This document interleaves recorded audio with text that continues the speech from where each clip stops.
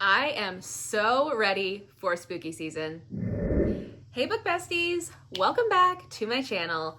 Today, I'm gonna be rounding up 15 thriller book recommendations that you can add to your spooky season TBR. I know it's not even September yet, but I am already craving spooky reads and I can't wait. And as somebody who reads a lot of thriller books, I wanted to give you 15 recommendations for which thriller books you should add to your TBR this fall. So let's get started.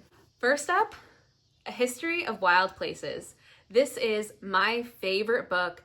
And this story has like very atmospheric vibes to it, sort of culty. It's got a missing person. It was so good. I devoured this. I love it so much.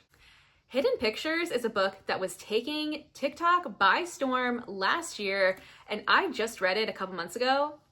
This lived up to the hype. This is a paranormal thriller. A lot of people categorize it as a horror, but it read much more like a thriller book to me with some paranormal aspects. It is a perfect spooky season read.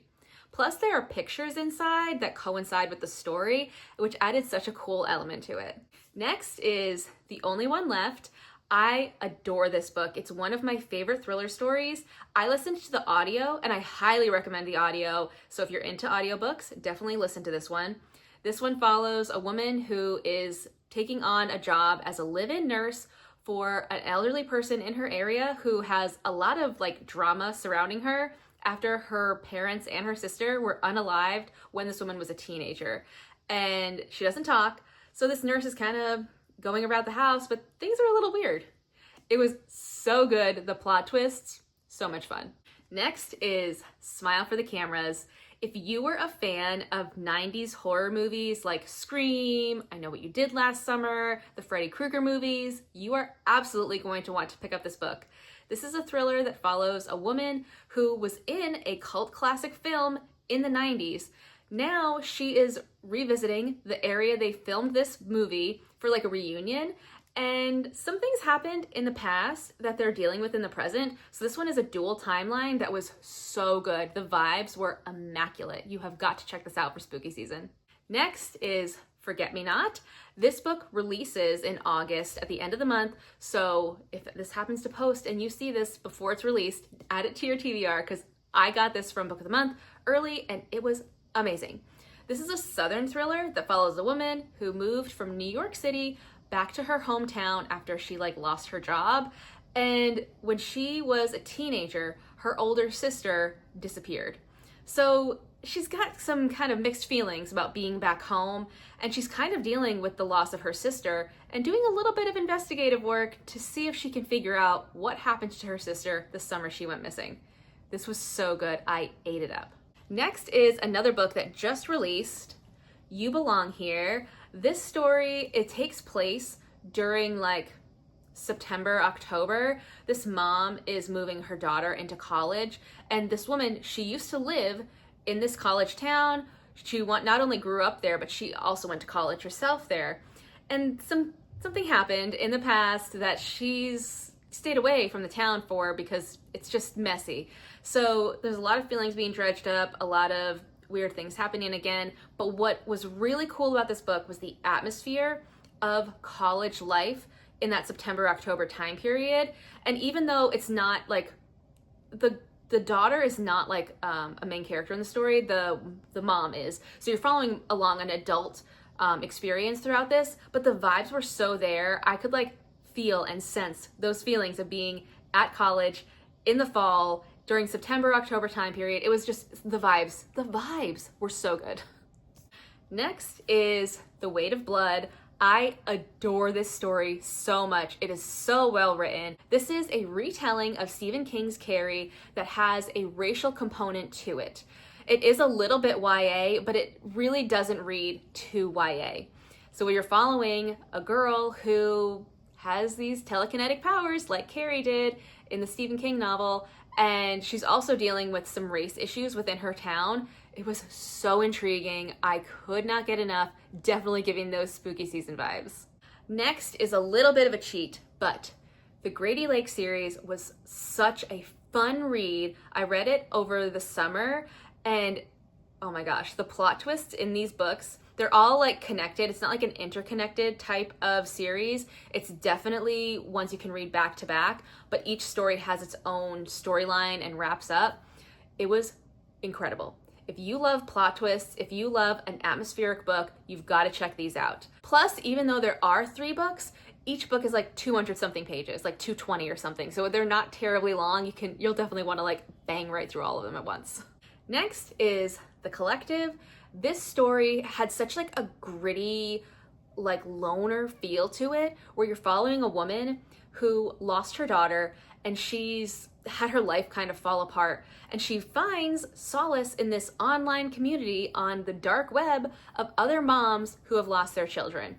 This was so interesting with the like dark web aspects to it, but also the vibes of this were so creepy. It just had this like dark feel to it. It was so good.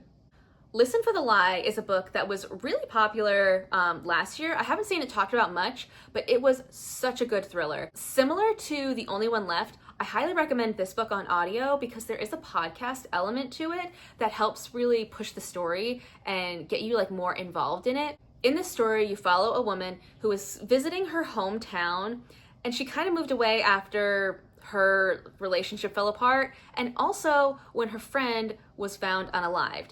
And she doesn't know what happened, even though she was there. She completely forgets what happened that night, so she doesn't know if she's responsible for what happened to her friend or not.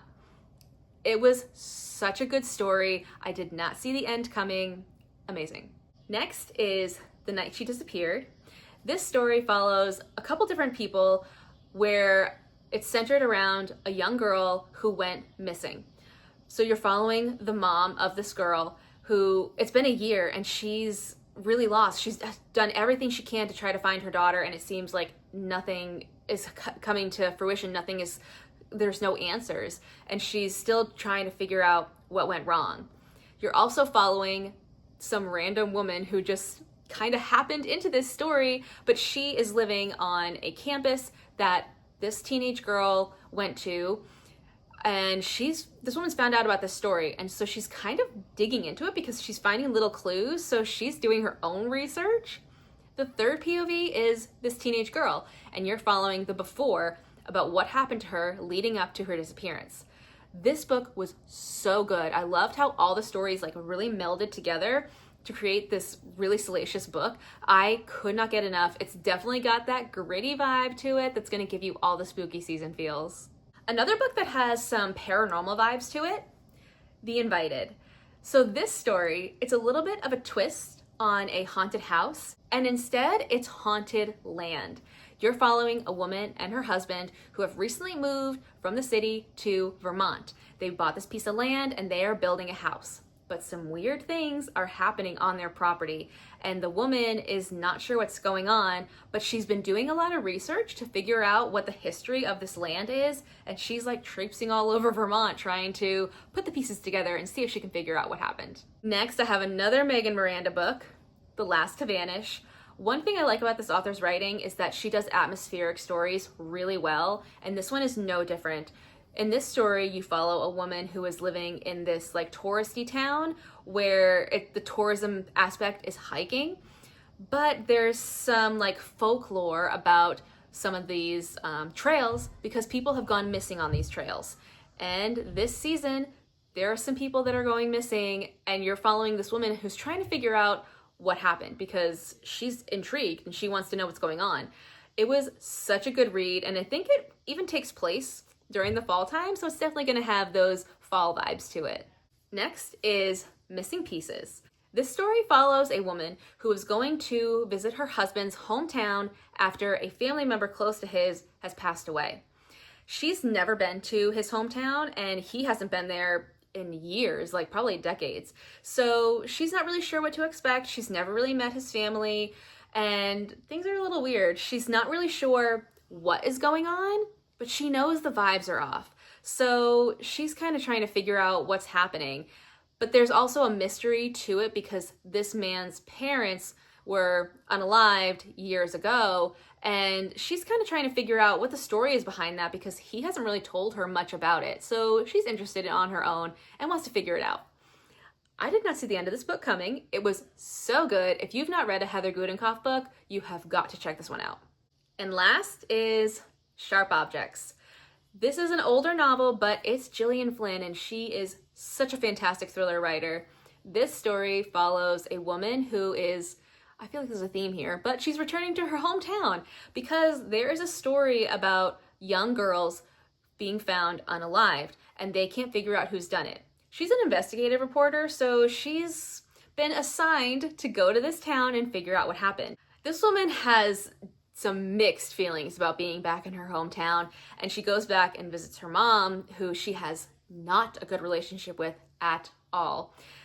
This is really dark.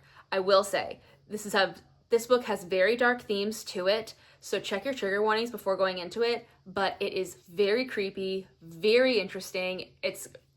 You're gonna wanna keep turning the pages. Gillian Flynn is such a fantastic writer. It's such a good book for spooky season. If you have any book recommendations for spooky season, please drop them in the comments, either for other people watching this or for me to add to my own TBR, because I love a good spooky season read. And I'm going to be devouring so many thrillers this season. Thanks for watching, besties. I'll see you next time.